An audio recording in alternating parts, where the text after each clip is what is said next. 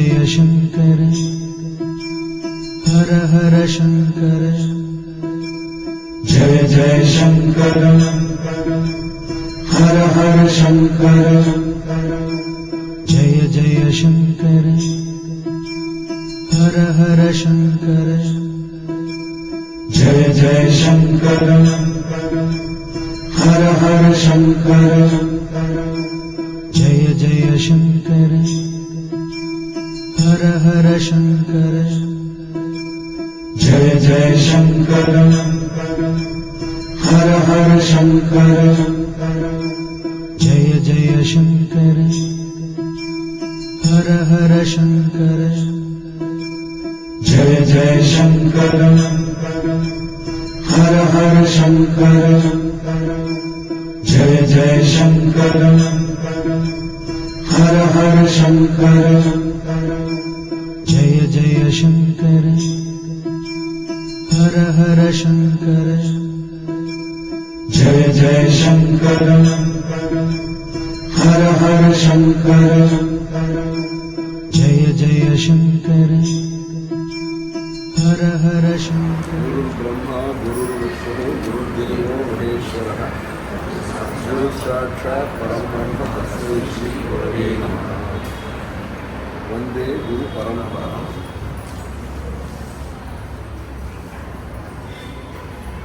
நம்முடைய சனாதன வைதிக இந்து தர்மமானது மிக மிக புராதனமானது. எப்பொழுது இந்த படைப்பு கிரியேஷன் என்பது ஆரம்பிக்கப்பட்டதோ அந்த நேரத்திலிருந்து மக்களுக்கு சுபிக்ஷம் தேவை, மக்களுக்கு சுகம் என்பது தேவை,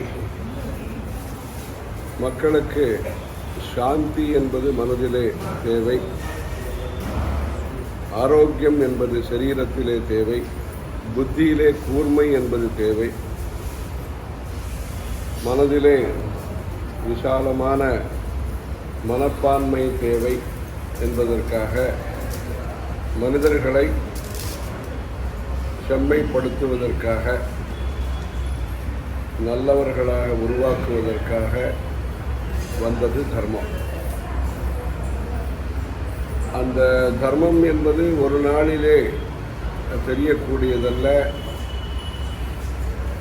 சில நாட்களிலே அது புரியக்கூடியதும் அல்ல.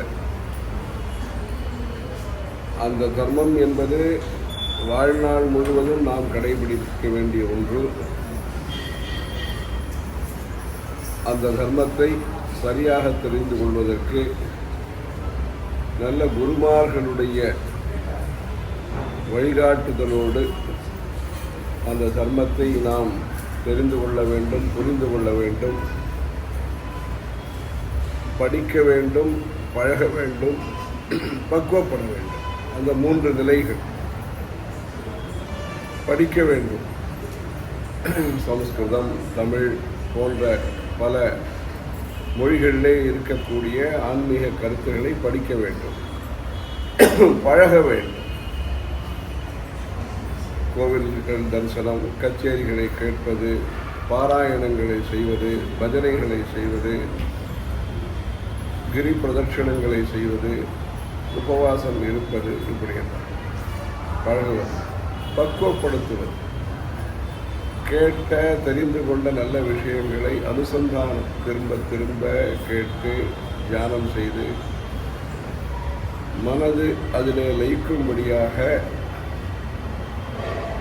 கோபங்களை தாபங்களை நீக்கி, துவேஷங்களை நீக்கி, பேராசைகளை விலக்கி, நிராசை ஃப்ரஸ்ட்ரேஷன் அதையும் நீக்கி, நம்பிக்கையுடன் நாம் ஆன்மீக ரீதியாக முன்னேறுவோம். லௌகீகமாக முன்னேறுவது, படிப்பது என்பது, வீடு வாங்குவது, வாகனம் வாங்குவது, இதெல்லாம் லௌகீகமாக முன்னேறுவது. மனதளவிலே நாம் நல்ல பழக்க வழக்கங்கள் இயற்கையாகவே நம்முடன் இணைந்திருக்கும்படியாக அந்த சத்சங்கத்திலே ஈடுபடுவது. அந்த சத்சங்கத்திற்காக அந்த நாளில் அந்த காலத்திலேயே கோவில்களை அமைத்தார்கள். அந்த கோவில்கள் மூலமாக பக்தி, நம்முடைய ஆன்மீக ஞானம் பரப்பப்பட்டது. அங்கு சென்று பாராயணம் செய்து தரிசனம் செய்து மனதிலே ஈஸ்வர பக்தியை வளர்த்து கொண்டு அதன் மூலம் ஈஸ்வர அனுகிரகத்திற்கு அனைவரும் பாத்திரர்களாக, கிருபா பாத்திரம், இந்த பாத்திரம்லாம் நமக்கு தெரியும், லௌகிகமான பாத்திரங்கள், கிருபா பாத்திரமாக மனிதர்கள் விளங்குவதற்கு கோவில்கள் மையமாக இருக்கின்றன. நம்முடைய மக்கள் பல காரணங்களுக்காக வேலை, மேல் படிப்பு, வியாபாரம், இது போன்ற பல காரணங்களுக்காக வெளிநாடுகளிலே வசிக்கக்கூடிய சூழ்நிலையிலே அங்கேயும் வெளிநாடுகளிலேயும் நம்முடைய மொழி, நம்முடைய கலாச்சாரம், நம்முடைய உடை, நம்முடைய உணவு, நம்முடைய உணர்வுகள், இவைகளை வளர்க்கும் விதமாக விஞ்ஞானபூர்வமான நம்முடைய கலைகள், பொழுதுபோக்கும் அதிலே இருக்கிறது, பாதிப்பும் இல்லை. அப்படிப்பட்ட விசேஷத்தன்மை இந்திய கலைகளுக்கு இருக்கிறது. மனதும் லயிக்கும், அதே சமயத்திலே தவறான வழிக்கு செல்லாது. அப்படிப்பட்ட சிறப்பு நம்முடைய இந்தியன் ஆர்ட்ஸ் அவைகளுக்கு இருக்கின்றன. அப்படி நாட்டியமாக இருக்கட்டும், பாட்டுகளாக இருக்கட்டும், வாத்தியங்களாக இருக்கட்டும், இலக்கியமாக இருக்கட்டும், அப்படி இலக்கியத்தை வாசிப்போம், இறைவனை துதிப்போம், இயற்கையை நேசிப்போம், மரம், செடி, கொடி இவைகளை நேசிப்போம் என்கிற விதத்திலே இந்த தர்மத்தை, என்விரான்மெண்ட்டை பாதுகாக்கக்கூடியது நம்முடைய தர்மம். பஞ்சபூதங்களை கலுஷிதம், அதாவது மாசு ஏற்படாத விதத்திலே பாதுகாப்பது நம்முடைய சனாதன தர்மம். இந்த இந்து மதத்திலே பிறந்ததற்காக அனைவரும் பெருமையோடு இருந்து வெளிநாட்டிலே, குறிப்பாக இந்த சுவிட்சர்லாந்து என்கிற நாட்டிலே Swiss Indian fine arts association என்பதாக நல்ல அமைப்பை ஏற்படுத்தி நம்முடைய கலைகளையும் கலாச்சாரத்தையும் பக்தியையும் பரப்பக்கூடிய நல்ல முயற்சியிலே நண்பர்கள் ஈடுபட்டிருக்கிறார்கள்.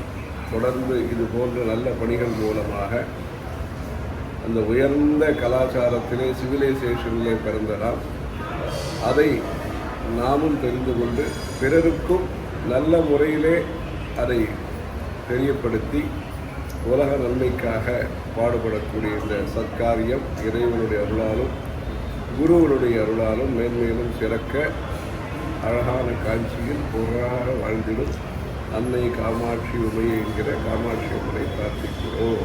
ஹரஹர சங்கர தேவி சங்கர, கங்காவுடைய சிவனை போற்றி, கங்கா இறைவா போற்றி.